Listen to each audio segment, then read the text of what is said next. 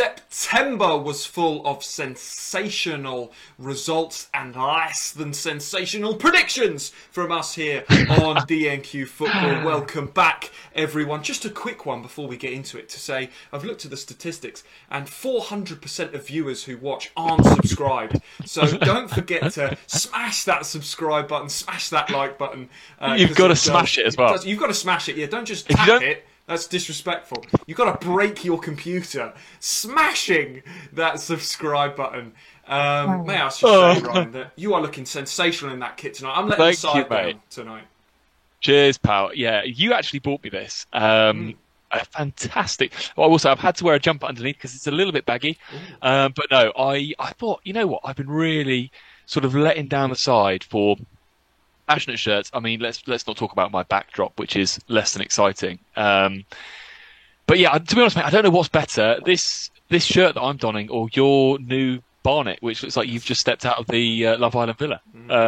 Yeah, I know what you're thinking. I know what you're thinking, viewers. I thought this was Ryan and Tom, not Ryan and Sergio Ramos. But here we are.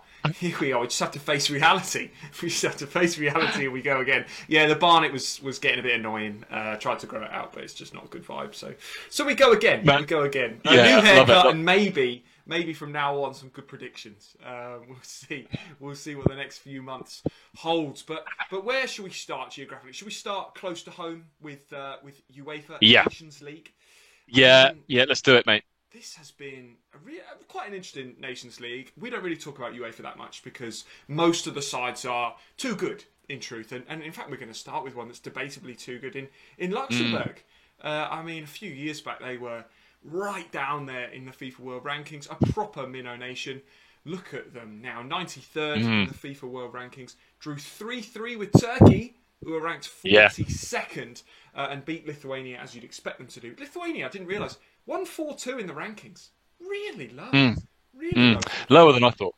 Yeah, to be honest, mate, I'm still laughing at your 400% on subscribe gag. You really caught me off guard with that. Yeah, look, Lithuania further down than you think. Luxembourg. Another good Nations League campaign for them. They finished on 11 points in League C, only 2 points behind Turkey. And the only reason actually that they finished 2 points behind Turkey was that they drew a game earlier in the group. They drew to the Faroe Islands 0-0, I think, in one of the earlier Nations League international breaks. Try and say that quickly. But no, look, a great campaign for them. As you said, I don't know, they were a minnow. They've had this kind of almost golden generation where they've put together what has been a good couple of years of solid results now, hasn't it? And they had a good September. They had a really good September in League C. But League D had some other good results, mate. Yeah, absolutely. And I think probably the highlight for me was Andorra, showing that they're more than... I mean, they're 1-5-2 in the rankings, so they are 10 places lower than Lithuania. But Andorra is literally this big. Sort of wedged in between France and Spain in the Pyrenees, and they showed that they're more than the sum of their parts, and they are better than a lot of teams around them. They beat Liechtenstein, who are ranked 1-9-4, so a proper minnow, and drew with Latvia 1-2-9 as well. And you know, whenever Andorra play teams like San Marino and Liechtenstein, I feel like those sides think, oh yeah, Andorra, we've got a chance, or maybe fans think, okay, yeah, Andorra, they're a decent side. They've got good players. They play good football. And I think the under-19s caused England under-19 some trouble. They played recently as well. But yeah, I mean, they're a good side. And then to think about that, mate. Genuinely, the fact you described them as being this big sandwich between France and Spain. To be 1-5-2 in the rankings is pretty mad for what is essentially a tiny nation in the Pyrenees, right? Yeah. Absolutely incredible. And they beat Liechtenstein, and they got that draw with Latvia in September. But you know, their 2022 has probably been their best ever year as an international team. I'm going purely off of looking at the 2022 results. I haven't looked at other years. I'm just making that as an assumption. 8 games, they've only lost 2, and they've won 4 of them. 2 of those wins at the start of the year 1-0 victories against St Kitts and Nevis and Granada. And then the 2 wins versus Liechtenstein in the Nations League groups when they've played against them. I mean, firstly, passionate fixtures, win, and then just great results for them. But yeah, they are becoming, as you sort of described, a little bit more. When we say more than a minnow, but they're definitely not the team that is sort of a basement dweller, are they? They're becoming way more than that. And the style of football's good as well. You know, it's not long ball, it's not direct. I have nothing against direct football, but Andorra, they do get the ball down on the deck and they do play good football. And when we talk about some of the dwellers, no disrespect, San Marino fall into that category. They had an interesting September. They got beat 4-0 by Estonia in their only Nations League game. But then there was an international friendly that sparked a lot of interest, actually. Between San Marino, obviously 2-11 in the world rankings, and the Seychelles, 198 in the rankings. Probably San Marino's, their best chance to get a win for a long, long time. The Seychelles aren't a bad team. They're not a bad team, but I have said previously that I think that San Marino would beat the sides around them. And I thought that would include the Seychelles. And indeed, that was kind of where my head was at. 0-0 in the end. Disappointing for San Marino, would you say? It was disappointing for San Marino. Disappointing for you, mate, which was one of your poor September predictions. I think you went for a 2-0. What I will say is, weren't San Marino? I didn't watch the game, but weren't San Marino fairly dominant? They were kind of knocking at the door, weren't they? We know Seychelles can be quite resolute just for the games that we've seen them play in the past. But when you made that prediction, I don't think you knew about some of the absentees from that San Marino squad. I think they had a few of their key attackers missing. Yeah, they did do. Nani being one. Nani being one. But that, 0-0. The fixture itself kind of captured the imagination of sort of the minnow nation lovers amongst us, didn't it? Really cool fixture. A little bit of a shame. It was a bit of a bore draw, wasn't it? And San Marino will be gutted. They don't get opportunities to win games very often. But it wasn't a defeat. True. Come on. True. Come on. It wasn't a defeat, and the game went ahead. And you know what? If games like this are happening, then it's a win for everyone on some level at least. So no, it was a very entertaining 0-0 draw in an international friendly, and this September break gave us lots of international friendlies. Some of them dressed up as friendlies when they were kind of mini tournaments, and others just out and out friendlies. Vietnam, they played a bit of a tri-nations tournament against Singapore and India, but again, speaking of Luxembourg and that golden generation, well, there's another golden generation in Asia, isn't there? And that's Vietnam's current side. They played Singapore 159, and India, you know, we're talking about Andorra being this big. India ranked 104, huge country, huge population. Vietnam beat Singapore 4-0, India 3-0. And Singapore actually drew with India in the other game. So a very poor tournament for India. But this Vietnam side, they are just outside of World Cup zone, I'd say. Are they a shout for 2026 qualification? I mean, that is what you branch the World Cup out to 48 teams. It's had a lot of criticism. From our point of view, it means that we can have these sort of conversations around these sort of teams that have not come from nowhere, but they are having real kind of golden generations. The team that they've got together at the moment is doing incredibly well. And Vietnam, I feel like when we speak about Vietnam, we kind of seem to not labour on this point, but we seem to cover this point a lot, don't they? And it's because the team keep doing well and keep winning games. So I think when we looked at those fixtures before the international break, I don't think those results now kind of in retrospect are that surprising. I don't think we're that shocked by them. But I guess it just highlights and emphasises their strength in comparison to the likes of Singapore and India. And so like that there must be a few sort of grumbles of discontent, I dare say, with how India performed, only drawing to Singapore. Yeah, I mean, they're in a tough spot, India, to be honest, at the minute. They've got their manager, Stimac, comes under a lot of criticism. There's sort of Stimac out chants, and certainly on the Twitter sphere, there is a lot around that. They're going to be in a difficult spot when Chetri, well, I mean, he's already slowing down in terms of international goals, but when he eventually retires, they are going to struggle, I think. They need something. And again, similarly, as we kind of discussed with some of these nations with big populations, that needs to be from grassroots up. India, exceptionally good at other sports, particularly, of course, cricket. And that's because it's right from, kids playing all the way up to the national team. They have a real opportunity to do something similar with football. And with the expansion of the World Cup, they should be looking at, with their population generally, at a project, a 10-year project, to at least get to the 2030 World Cup and really start to compete, because they're just not doing that at the minute. They're not doing it. Yeah, it's kind of, it's sort of, do you remember when we were covering Sri Lanka a fair bit, and they were trying to sort of almost start from the ground up with their football project, I guess. Yeah, I don't know. Look, hey, we might be speaking out of turn. India might have something set up or in place or in its infancy, mightn't we? But it'll be interesting to see how it plays out with that India national team. If the pressure's sort of bubbling away already, we shall see. Yeah. Any friendlies in Africa, Tom? There were some friendlies in Africa. There was quite a lot of friendlies in Africa, actually. Yeah. Nicely led into there. Yeah, thank you. And it was the kind of AFCON.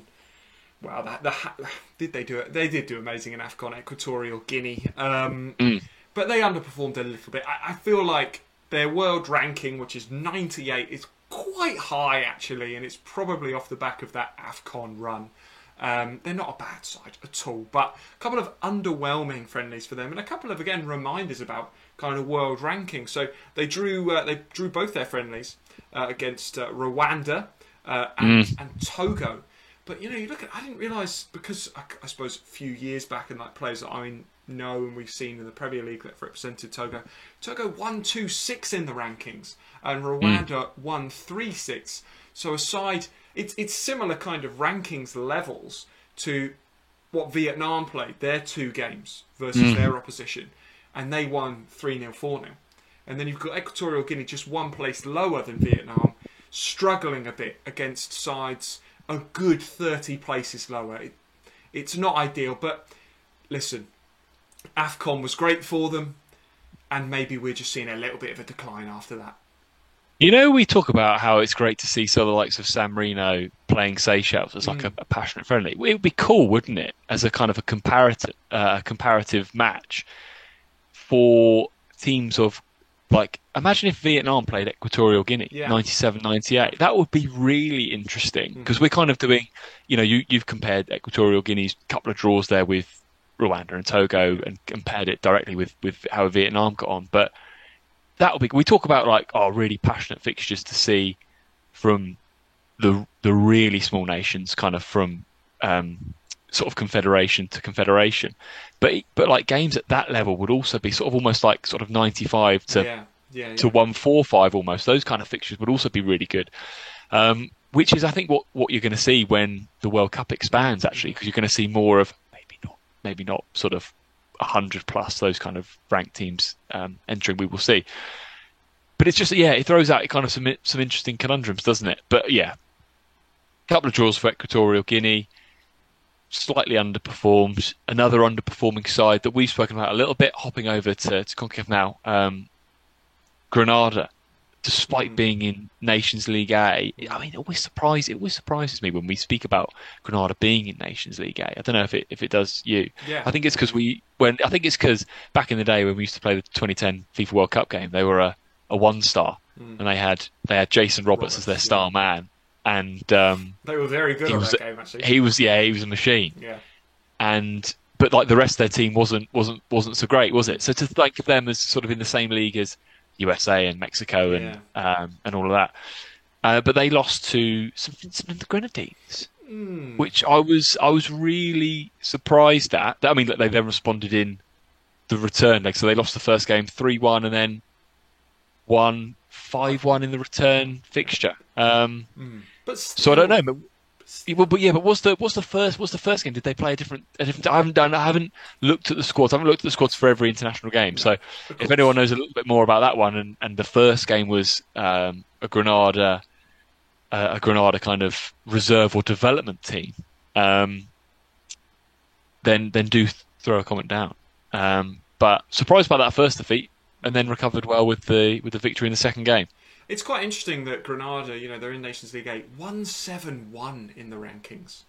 That is so low to be in Nations League A. Because, I looked and I thought, lost to SVG, that's a poor result. And then they beat them, obviously, like you say, in the return leg. SVG only 8 places lower in the rankings. This is where rankings can either be deceptive or they're bang on. With the fact that, Granada, they're so low. They're lower than the likes of Malta, who we're gonna speak about next. But really interesting to see that. And like you say, across all these friendlies, there will be different squads played for sure. You've got to give players a chance. But I think most of the teams played strong squads, so we'll have to see. But two very interesting games there. You do see in CONCACAF quite a lot. If teams play each other twice, it's seldom the same scoreline. Thinking of like CONCACAF Nations League, there were some bizarre return games. Malta. So back to Europe now. Friendlies though for them. What I would say is probably quite a famous win. So Malta 169 in the FIFA World Rankings, played Israel 76, and always a solid side. Israel. Yeah.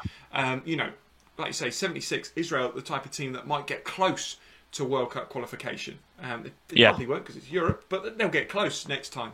They were 1-0 down until the 84th minute and scored 84-86 to win. That's kind of gone under the radar. That's a huge win for Malta. I didn't see much about that on the Twitter sphere, as you called it earlier. That's a huge win, huge win for the Maltese national team. And Israel are normally such a solid outfit, and I've been surprised by, because I feel like of the teams that maybe we've spoken about, or that we, because we like to keep our finger on the pulse of who's going on, who's picking up some great results, who's getting a little bit of a thumping. I feel like Malta is a team that we've ever really spoken about. It's not a team that I don't feel like they're sort of making headlines for good or bad reasons, and they sort of trot under the radar, pick up a few defeats, maybe a couple of low-scoring victories. But that is a brilliant victory, and to steal that late on, that will do them wonders from a FIFA ranking points point of view. It's absolutely huge. But that's kind of what dreams are made of in the D&Q space, isn't it? Friendlies like this. Often kind of a 2-0 to the favourites, and it's really boring. So the way that they did it as well, 84-86, is absolutely brilliant. But something less brilliant, especially as you and your West Ham. That's that segue. I know what you're going to talk about now. Winston Reid has played his last ever games for New Zealand. They were both defeats to Australia. Which is kind of fair enough because Australia are pretty good. New Zealand are not amazing. I think they're going through a bit of a transition themselves, actually. They're kind of lucky with their footballing region that they've obviously... They didn't qualify for the World Cup in the end, but they're guaranteed to kind of get to the knockout game. And next World Cup, they're pretty much guaranteed. But they're going through quite a transition. And losing Reedy, who's been a staple of that team for years now, is a huge loss for them. What a player he's been. Yeah, well, we've been fortunate enough to watch him throughout the majority of his career. West Ham signed him back in 2010, off the back of his... No, it was 2010, I think, because it was off the back of his really good World Cup for New Zealand, where he scored. He was a brilliant player for us. We had... I think we had him for about 8, 9 plus years. Yeah. I mean, unfortunately, he's had some terrible luck with injuries. And he was incredible for us for the first 6 years. Then he had a really bad knee injury. And to be honest, he never really recovered. I don't think he ever played for us in the Premier League again. He had loan spells at Brentford, and he might have had another spell with the Championship club. And then, But when he then went to play for New Zealand in the World Cup qualifiers that you went to watch, I don't think he still registered for us. He might have been. I was going to say he's been playing. No, he's been playing international football without a club team, I think, for a little while. Yeah. So, I mean, last ever game for New Zealand. Last ever. I'm assuming he is retiring. Full stop, right? Mm-hmm. So, a great player, a great kind of an ambassador for the Oceania region, and we wish him well. We do, and obviously, for him to hear that DNQ are wishing him well, he'll be absolutely thrilled. He'll be made up. But will he be as made up as fans of Indonesia? Yes, that's another fantastic segue. Indonesia played Curacao, a double-legger. We did a video all about it, but don't watch it! Because, well, I didn't get that prediction right at all. Neither did I, to be fair. Yeah, I regret that prediction, but, it is what it is. Indonesia won 5-5 in the rankings. I was thinking as we were going through, actually, imagine Indonesia versus Andorra. That'd be a really interesting game. Again, similar in the rankings. Completely different populations and size, so that would be really interesting. But they played host to Curacao, again, Nations League A, and just to give you the disparity again between Grenada and Curacao, Curacao 84th in the FIFA World Rankings, really good side. Players like the Bakunas and Cuco Martina, big names played, big names travelled with the squad and played. They were beaten twice. Yeah. 3-2 and 2-1. All right, 10 men in the second game. Yeah. Incredible results for Indonesia. We weren't expecting that, mate, were we? No. This is what happens when you film yourself and talk about football and record it and upload it to the internet. There's historical evidence of you getting things dramatically wrong, and we did. I think we did say one game would be a draw, though. I think that was our common. Basically, I think so. Right then. I think we said one win and one draw for Curacao, one win for Curacao, and then one game to be drawn. But I mean, we'd said that maybe home advantage could play a part. I will say as well, I did touch on in that preview. I spoke about how all of the murmurings that were coming out of Indonesia were of how they were taking that whole training camp really, really seriously, and for Curacao. It would have been an international break where they'd have all come together. They'd have travelled over to Indonesia, but they probably didn't approach it in the same way. So for Indonesia to get those two great wins, and they will go an enormous way of seeing them climb the rankings. And that was their goal of hosting Curacao for these friendlies. Is it worth just very, very quickly sort of touching on the games to look forward to before the World Cup? Now that September has finished, we've got October, and then we've got November, a good sort of 2-3 weeks of November, and then it is the World Cup, which we will be covering extensively. But what have we got to look forward to between now and then, so that people know to keep it DNQ? Well, the last thing that I'll touch on is one thing that we don't have before the World Cup, and one thing that we might not have for a while is football in Oceania. And we've done a lot of coverage recently on the MSG Prime Minister's Cup. And I'll just say a quick word. Of course. The final was won on penalties, quite a dramatic final between Papua New Guinea and Vanuatu B, who did themselves proud, and I think a few of those players will be in and around the A-team, but that might not be for a number of years now, and that's the unfortunate thing. It was great to see football back in Melanesia. Solomon Islands underperformed. I think that Fiji and PNG kind of did what you'd expect, and it was always going to be one of those two. Solomon Islands would have wanted to win. But as Alwyn Comalong and everyone else associated with PNG have said, they're delighted with the win. The inaugural Melanesia Cup kind of revamp in the MSG. What a fantastic tournament. How good was it to see these teams back in action? It was as if we've gone through all of that, and I didn't even speak about the thing that we covered most on the channel, mate. I am so sorry. Yeah. PNG victorious, really, really pleased for them. The fact that the Vanuatu development team got through to the final was an insane story. In the preview, I spoke about how it travelled so far that it was on a BBC 5 Live Sport update bulletin, which was just mental to think. The game itself was crazy, mad and bonkers, and a PNG victory on penalties. great to have football back in that region. Great to have another competition that's outside of the World Cup qualifiers, and all that we could. I mean, we've just been blessed for football in that region this year, haven't we? Yeah, so I hope we don't have to wait. I hope we don't have to wait as long as we had to wait this year. Moving forward, congrats to PNG and commiserations, but an incredible effort from that Vanuatu development team to get through to the final. They'd have done the fans and the nation proud, mate. Absolutely, absolutely well said. But yeah, so there might not be football in the Oceania region, but there is lots of football from around the world to look forward to. We're going to mention a couple. If there's any that we don't mention, if your side's playing, then do drop us a comment, because we'd love to keep up to date with all of the fixtures. I've already added these ones to the calendar. Oman play Germany in an international friendly, which I think will be fantastic. Oman, quite a good side. Germany won't want to underestimate them, but that will most certainly be an interesting friendly. Yeah, I wonder if Germany are going to Oman to try and acclimatise to Perhaps. kind of what the kind of the conditions will be like when they go to Qatar. Interesting. That's a really random friendly though. It is, but it's good. You know, it's good to see sides like Oman trying to kind of push that next step, because they'll probably be looking to be in and around. They got to the last stages of AFC World Cup qualifiers. They'll be looking at 2026, and like you say, Germany, they might indeed be trying to acclimatise to the conditions. Moldova, Azerbaijan is an interesting European friendly, but perhaps not as interesting as Austria versus Andorra. A real tough test for Andorra, this one.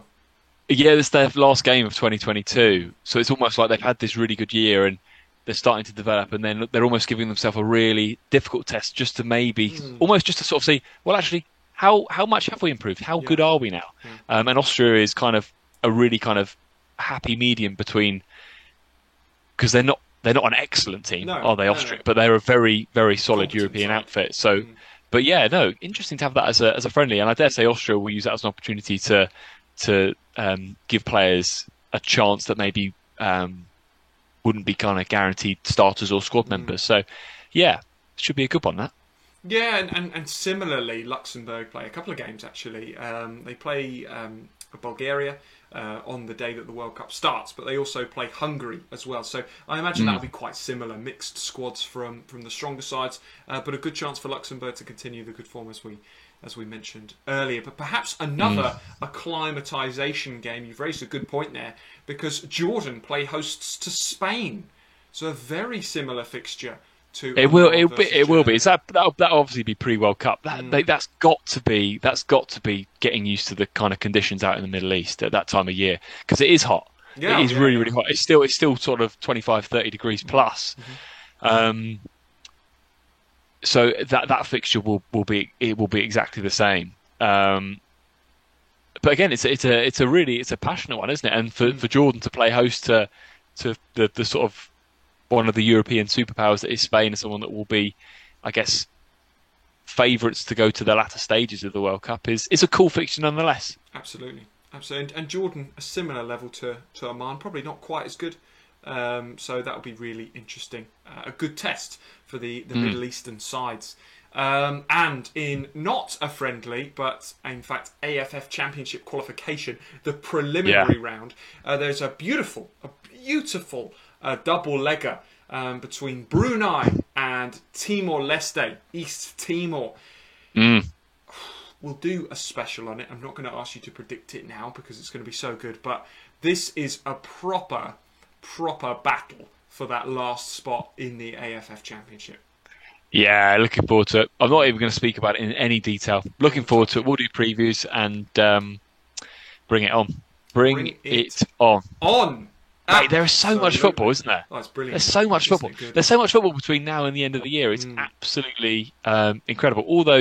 That amazing September, all of those friendlies and fixtures to come, and then the World Cup itself. Woo! It's going to be good. Man. It's going to be good. So good. So good. If that is not enough of a reason to subscribe, well, hold on. You've already smashed that subscribe button, right? You've not watched a 30-minute video and not smashed the absolute out of that subscribe button, have you? Anyway, you should be impressed with the fact that I managed to mute myself. Yeah, yeah, he did well. Yeah, Did well. we don't have an editor. Anyway, that pretty much wraps up September. We have a brilliant October and November ahead, and indeed the World Cup towards the end of the year to look forward to. Thanks so much for watching, and we will see you next time.